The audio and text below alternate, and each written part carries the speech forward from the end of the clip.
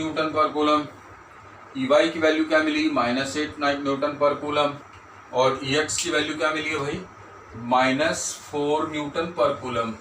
इन तीनों को बस असेंबल करना है वेक्टर फॉर्म में। हमें पता है कि ई वेक्टर को हम कैसे लिखते हैं, E x i cap x component of electric field plus E y j cap plus E z k cap. तो इसमें सब वैल्यूज डाल देंगे, अपने को सिर्फ वैल्यूज ही डालनी है ना। तो इसका मतलब हो जाएगा ई एक्स की जगह -4 -8 and -2।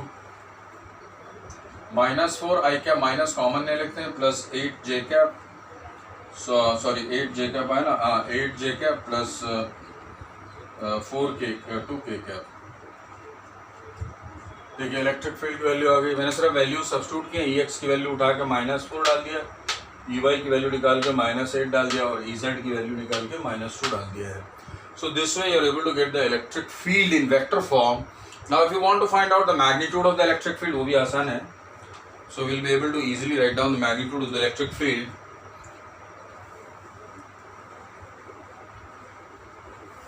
The magnitude of the electric field is E vector का magnitude is nothing but equal to root of minus हट जाएगा 4 square plus 8 square plus 2 square. तो you will be able to easily get, इसमें से 2 square common निकाल सकते हैं, तो ये बन जाएगा रूट ऑफ 2 स्क्वायर कॉमन निकालोगे तो 2 स्क्वायर प्लस 4 स्क्वायर बन जाएगा 16 प्लस 4 रूट 20, 2 रूट 20, 2 रूट 20 में अगेन एक बार 4 रूट 5 न्यूटन पर कूलम। देखो मैग्नीट्यूड आ गया आपकी।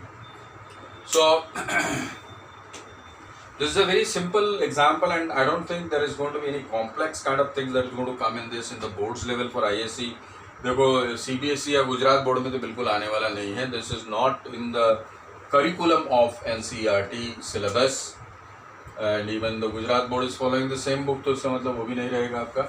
तो हमने 2 एग्जाम्पल्स लिए और हमने बताया कि what is the relation between electric potential electric field के जो फॉर्मूलेज मैथमेटिकली डेराइव किए हैं, उसका हमने एग्जाम्पल में एप्लीकेशन भी कर दिया है। Now you know how to basically evaluate electric field from potential and how they are connected together, right.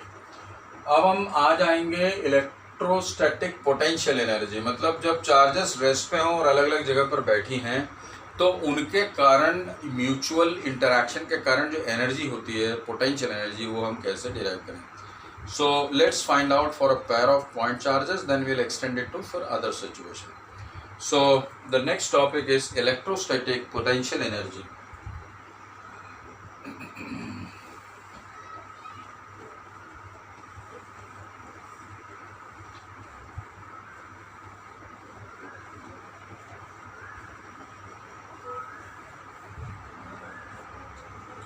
So let's work on that. The topic is electrostatic potential energy.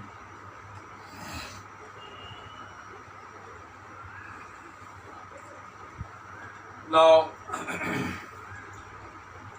we'll first of all find out for a pair of point charges.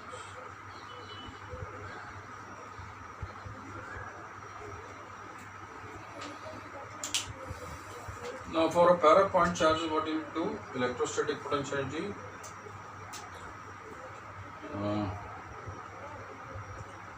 it is defined as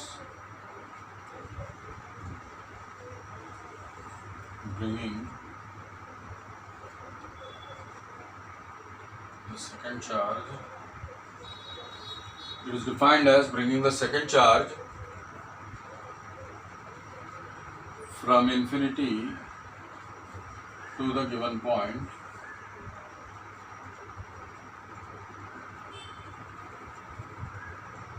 work done by external forces in bringing, so it is defined as work done by external force in bringing the second charge from infinity to given point, keeping the first charge fixed at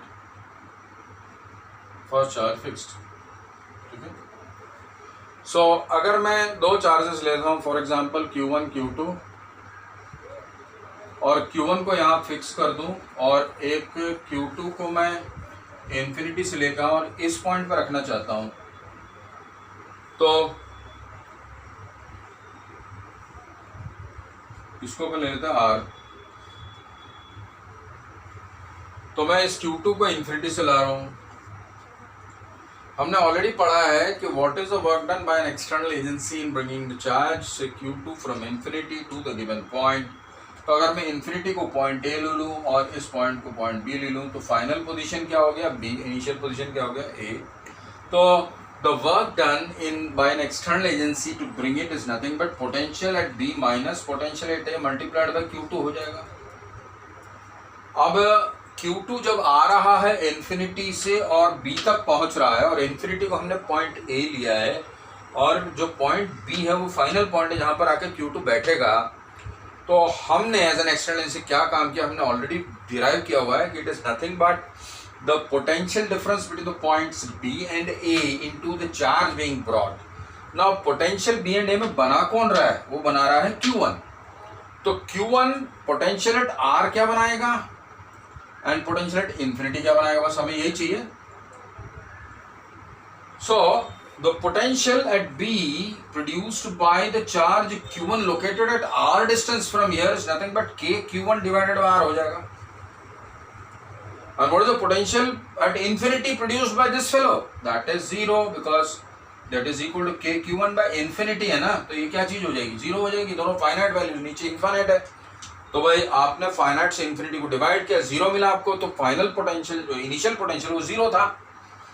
तो अब हम क्या कर रहे हैं, हम work done निकाल रहे हैं। जब ये बंदा यहां से आ रहा है यहां पर, तो देयरफॉर W इज इस वैल्यू इसकी सब्स्टिट्यूट कर देते हैं यहाँ पे, तो क्या बन जाएगा, W इज इक्वल टू क्या बन जाएगा, K Q1 divided by R minus 0 multiplied by Q2 हो जाएगा।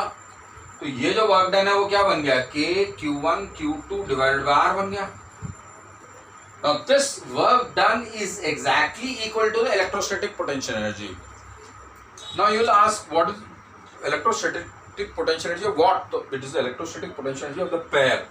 You cannot say single charge. इस single charge की electrostatic potential energy नहीं होती, वो interaction energy है इन दोनों के बीच में। तो ये दोनों पास रहने के कारण इन सिस्टम में, इन दोनों को कंबाइंड अगर हम एक सिस्टम लें तो उसकी वो एनर्जी है।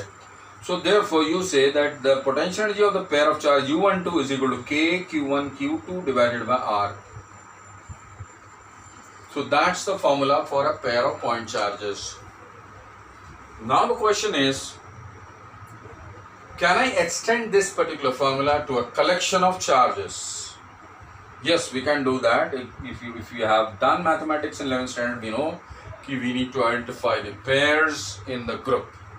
तो जितने पेयर्स हम आइडेंटिफाई करेंगे, डबल काउंटिंग नहीं करनी है, हमें पेयर्स को एक एक बार यूनिकली काउंट करना है, हर एक के लिए इलेक्ट्रोस्टैटिक पोटेंशियल एनर्जी का फॉर्मूला लिखना है और सबको जोड़ देने का है। So let us extend it to say 3 charges and then 4 charges and then we will finally extend it to n charges. तो उससे आपको आइडिया लग जाएगा। तो अगर आपको पेयर ऑफ चार्ज के बारे में पता चल गया तो 3, 4, 5 and infinite number of charges का भी आप लिख सकते हो। So let us start from here and then we will go on to, I hope you have understood this. Let me again repeat it. For a pair of point charges, it is defined as the work done by external forces in bringing the second charge from infinity to the given point, keeping the first charge fixed without accelerating it. ये वाला एक point बहुत important है, पहले भी मैंने बताया potential है, without accelerating it. Without accelerating it. कौन it? Q2. Anywhere along the path. कहीं पर भी बिना एक्सेलरेट किए हुए जब हम चार्ज Q2 को A पॉइंट से B पॉइंट तक लाने में जो हमें वर्क करना पड़ेगा एज एन एक्सटर्नल एजेंसी, वही चीज इलेक्ट्रोस्टैटिक पोटेंशियल एनर्जी कहलाती है। और चूंकि हम work done by external energy का फॉर्मूला पहले ही जानते हैं, it is final potential minus initial potential multiplied by Q2। Initial potential infinity पे 0 है, फाइनल जो है Q1 से R दूरी पे इसलिए Q1 बार है, उन वैल्यूज को मैंने डाल दिया, W is equal to Q1 bar minus 0 multiplied by Q2। तो for a pair of charges हमारे को वैल्यू मिल गई U12 is equal to K Q1 Q2 divided by R। Now we are extending this to a collection of n point charges. तो मैंने बताया था कि we'll do it for 3, then 4 charges and go on to infinite number of charges or n charges we want. Okay.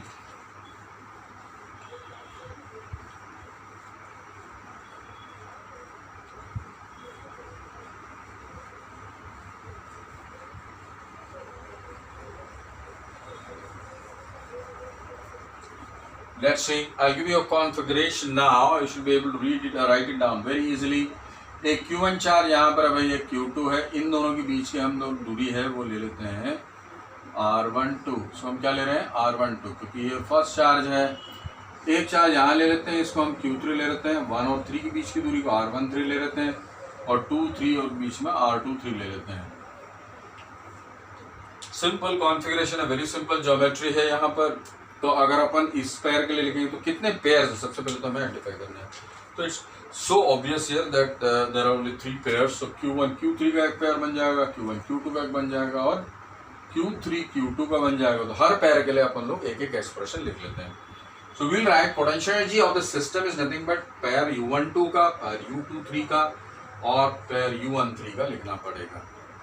तो U12 का क्या लिखेंगे भाई, U12 के लिए इन दोनों के बीच में दूरी क्या R12, तो Q1 Q2 R12 है ना. 2, 3 के लिए क्या लिखेंगे, इन दोनों के बीच में दूरी R23 है, तो अपन लिखेंगे Q2 Q3 अपॉन R23 और लास्ट में 1, 3 के बीच में डिस्टेंस R13 दिया, तो Q1 Q3 divided by R13 हो गया. इस प्रकार से हमने तीनों चार्जेस का कंबाइंडली लिख दिया. And we have been able to write down the total energy of the system by identifying pairs and writing down the electrostatic potential energy for each pair. So if I am going to write down for 4 charges, you need to tell me